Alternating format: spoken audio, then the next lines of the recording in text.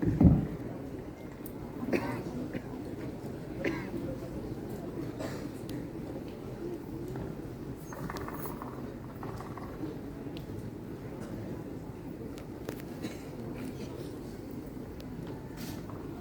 प्रेमचंद की कहानियां दिल को उस समय की है जब ना फोन हुआ करता था ना कुछ और।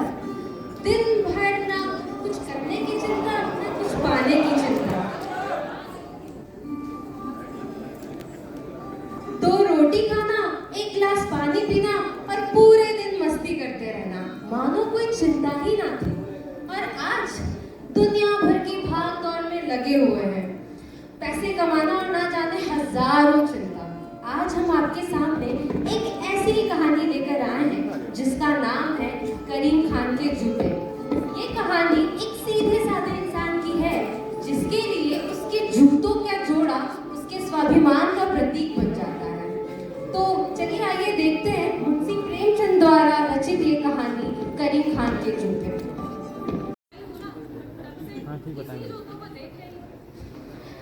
आपके सर के बाल तो खत्म हो गए, मगर ये जूते हैं जो खत्म होने का नाम ही नहीं लेते। अरे मियां, हमारे वालिद साहब ने बनवा के दिए थे। उस जमाने में 12.25 रुपए के बने थे। क्या जूता है साहब, एड़ी टिकाने की जगह, उंगली फैलाने की जगह।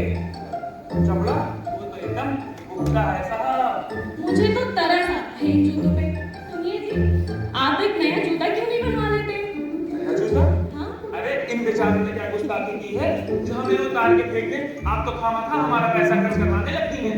हटो जी, आपको तो मेरी हर मैं हूँ जिन्हें आप सर आंखों पे चढ़ा के रखते हैं। लो, हो गई ना नाराज? अरे बेगम, जरा सोचिए, जब हम अपने जूतों की इतनी कदर करते हैं तो आपके लिए हमारे दिल में क्या जगह होगी? हाँ हाँ, शुक्र मनाइए आपके पास टांगा है, वरना ये जूते तो चलने के काबिल ना बचते। अरे अभी 5 से 7 बरस और चल लेंगे। अच्छा? हाँ, अरे अल्लाह ताला ने हमें 100 बरस दिए होते तो हमारे साथ सेंचुरी की पूरी कर लेते हैं। यार अभी बताइए, हम आपके लिए तोहफे नहीं लाएंगे तो क्या किसी और के लिए लाएंगे? बिल्कुल ठीक कह रहे हो तुम। अरे मियां, तुम यहाँ? वालेकुम अस्सलाम। अरे मियां, हवा में कौन सा रुख तुम्हें यहाँ खींच लाया? अरे दूल्हा भाई, अब आप लोग तो खत लिखने से रहे, हमने सोचा हम खुद ही आके आप लोग का हाल चाल ले आए। अरे आप देखिए तो सही, फिरोज भाई ने पूरा घर तोहफों से भर दिया है और ये आपके लिए भी नजराना लाए हैं। अगर आप देखेंगे ना तो आपकी आंखें भी फटी की फटी रह जाएंगी। हमारे लिए? हाँ जी, ये देखिए कि हम आपके लिए तोहफे लेकर आए। आइए। अरे मियां, फिजूल खर्च। जूतों का नफीस जोड़ा लेकर आए हैं। अरे मियां, इसे आप जूता कहते हैं? जी। अरे नहीं, इसमें तलवार है, कहीं एड़ी टिका निकले बस। और हाथ में लो तो ऐसे मुड़ता है जैसे पेपर का बना हो। अरे जूता इतना कि लगे ऊँट के गले में घंटी। अरे दूल्हा भाई, एक बार पहन के तो देखिए, तबीयत हरी ना हो जाए तो सर फट से अलग कर दीजिएगा। कहीं पाँव नहीं। से एक दुकान है चौक अमीनाबाद, पर कोई ऐसा है कि हमारे जूते के मुकाबले कोई जूता? रेलगाड़ी चुप चुप चुप, रेलगाड़ी चुप चुप चुप, रेलगाड़ी चुप चुप चुप। बदमाश हमारे जूते उठा के चला गया। अरे महबूब मियां, आप तो हमारे जूते रेलगाड़ी से खेल निकली। हाँ। अरे लो हमारे जूते दे दो। नहीं। अरे हमें जानना है। अरे नहीं। अरे फट जाएंगे। नहीं देंगे। अरे फट जाएंगे। नहीं। फट जाएंगे बेटा। नहीं पड़ेगा। इनकी ऐसे ठुकाई करो कि कल्लू का पता भूल जाए। अरे वो तो भाभी जान का लिहाज है, पर इन जूतों का करूं क्या, कहां से सुनूं? हटो, अब मुझसे नहीं होगा, इसे वापस लौटा के आता हूं। यार, मियां भाई के जूते तशरीफ ला रहे हैं आप। अरे फिरोज, ये बता जूते ठीक हुए कि नहीं? अरे नाक या नक्शा निकला कि नहीं? अरे आप, हमें तो लगता है कि कल्लू मोची ने जूते ठीक नहीं किए होंगे, ऐसे लेकर चला आ रहा होगा। अस्सलाम वालेकुम भाभी जान। सलाम वालेकुम भाईजान। क्या कल्लू मियां, बिना जूते ठीक किए आ गई क्या तुम?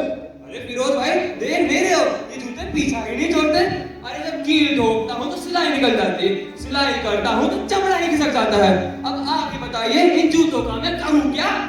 अरे कल्लू मियां, बरसों से आप ही तो इन्हीं जूतों की देखभाल करते आ रहे हैं। अब आप ही इतनी बेरुखी से बात करेंगे तो भला इन जूतों का ख्याल और कौन रखेगा? अरे भाभी जान, अब ये जूते आप ले जाइए। कसम खुदा की इन्हें फिर देख लिया ना तो इलाज करवाना लाजमी हो। आपका भी बंदोबस्त हो जाएगा और हमारी किशोर को भी जूतों से छुटकारा मिल जाएगा। अरे फिरोज चुप कर, कितना हल्ला करता है तू। कल्लू मियां, बस आखिरी बार इन जूतों का इस्तेमाल कर दीजिए। आप सच बोल रही हैं? कमाल करते हैं आप, जबान के पक्के हैं हम। ठीक है, एक आखिरी कोशिश करके देखता हूँ। ठीक है। ठीक हो गए? अम्मा मियां देख नहीं रहे हो, फिरोज भाई के जूते पीछा ही नहीं छोड़ते। हमें तो इसमें मेरी क्या गलती है? कल मियां तो तुम हमारे जूते ठीक करके दे दो बस। अम्मा मियां आराम से बोलो, कल ले जाना यार।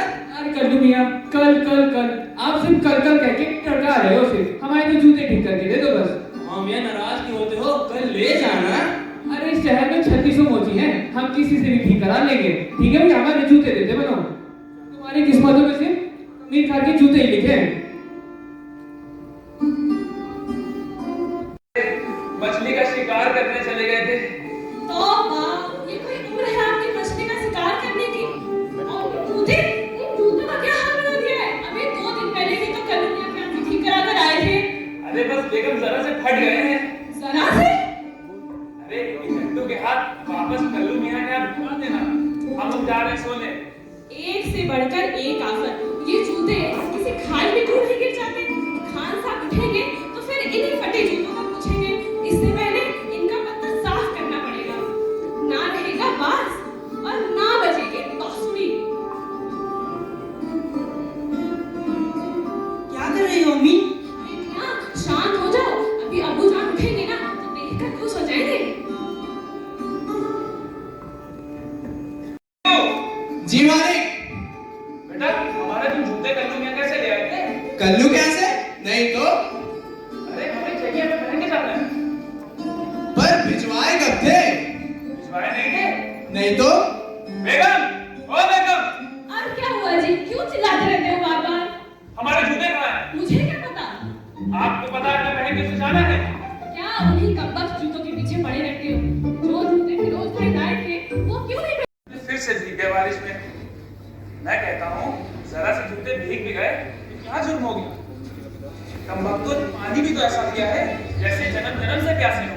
चलो यही सूखने के लिए रख देता हूँ, थोड़ी देर में सूख जाएंगे और अल्लाह ने चाहा तो किसी को कुछ पता नहीं चलेगा।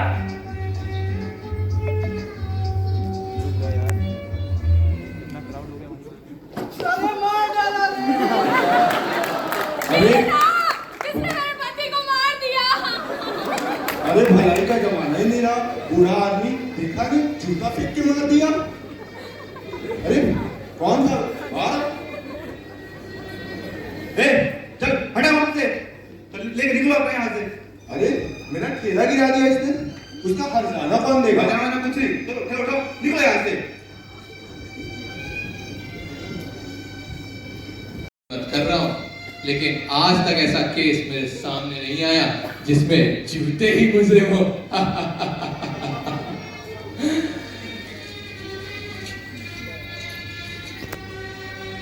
अरे तुम ही करीम खान हो गया? जी साहब। ये जूते तुम्हारे हैं? ये यहाँ कैसे आए? हमारे सर पे अपनी तशरीफ रख के आए हैं। जानते हो करीम खान, तुम्हारे जूते ने क्या गुल खिलाया है? ये जूते, इनका तो सिर ही तोड़ दिया। और तुम जानते हो ये जूते इतने खराब हैं, इतने खराब कि इनका सिर फूट चुका है। इनकी बीवी का हाल देखो, ये क्या होगा इनका? मुझे माफ कीजिए साहब। माफी? तुम्हारे जूतों ने जो काम किया है उससे शहर में अफरा तफरी बढ़ गई है। लोग एक दूसरे को जुर्म लगा रहे हैं कि तुमने ये काम किया है। तुम्हारे ऊपर 300 रुपए का जुर्माना लगाया जाता है। 300? हाँ 300, और जल्दी भर दो वरना इसे 600 रुपए कर दिया जाएगा। जी साहब।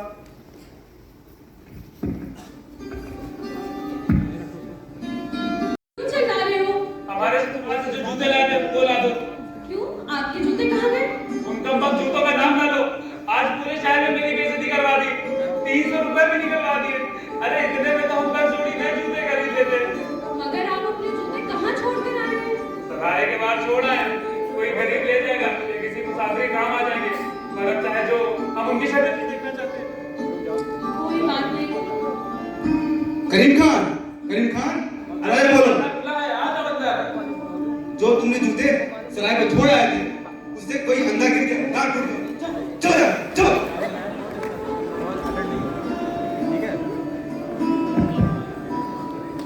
में इंसानों में मूल्यों का कितना ज्यादा मोह था, और जबकि आजकल एक निर्जीव वस्तु के लिए भी मूल्यों का ह्रास होता जा रहा है, जिसे हमें बचाने की अति आवश्यकता है।